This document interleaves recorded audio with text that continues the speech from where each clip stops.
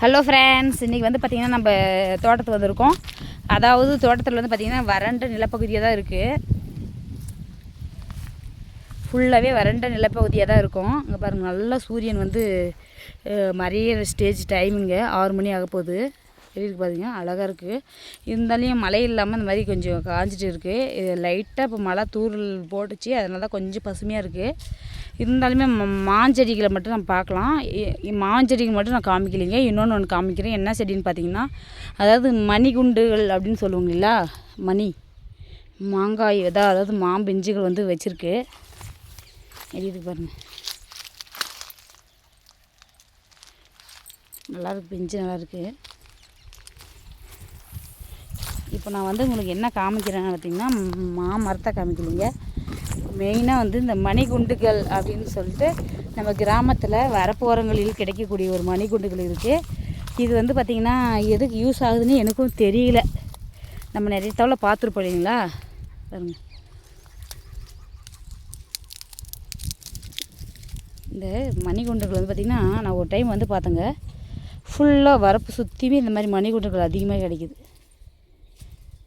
தெரியுதுங்களா? இது விதையா இல்லை செடியிலேருந்து? இது செடி தான். செடியிலேருந்து கொடி ஓடி நமக்கு வந்து இந்த மாதிரி மணிகுண்டு கிடைக்குது.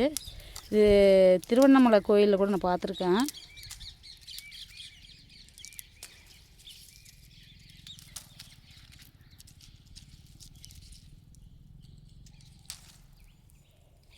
பாருங்க, வரப்போ சுற்றியுமே இருக்குங்க. அந்த மாதிரி ஃபுல்லாக நிறைய இருக்குது. கொடி ஓடி மரத்துலலாம் இருக்குது பாருங்கள். இருங்க, நான் உங்களுக்கு ஜூம் பண்ணிக்க.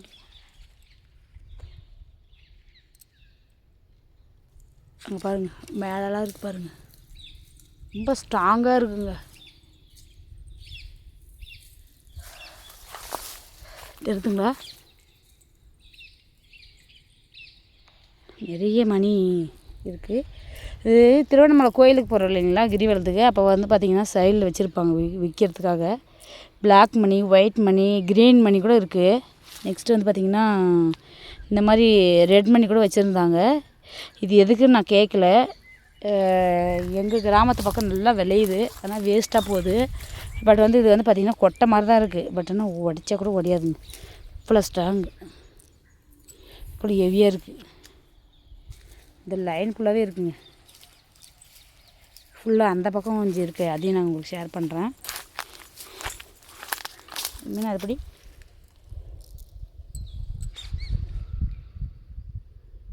இது இப்போ கலரிஷாக இருக்குது பாருங்கள்.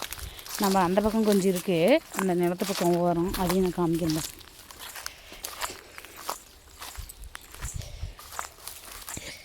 இந்த டைம் வந்து பார்த்திங்கன்னா மாமர பிஞ்சுங்கள்லாம், அதாவது மாங்காய் பிஞ்செல்லாம் கொஞ்சம் கம்மி தாங்க. ஒரு டைம் பார்த்திங்கன்னா செடி ஃபுல்லாகவே இருக்கும்.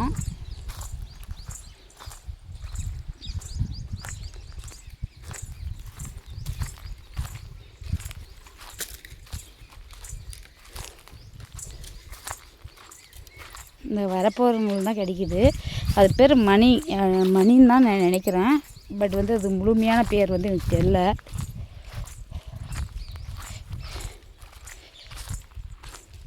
அந்த மணிகுண்டுகள் வந்து எதுக்கு யூஸ் ஆகுதுன்னு தெரியல. கீழே இருக்கு பாருங்க, இந்த செடியில் நிறைய முத்தாக கிடக்குதுங்க.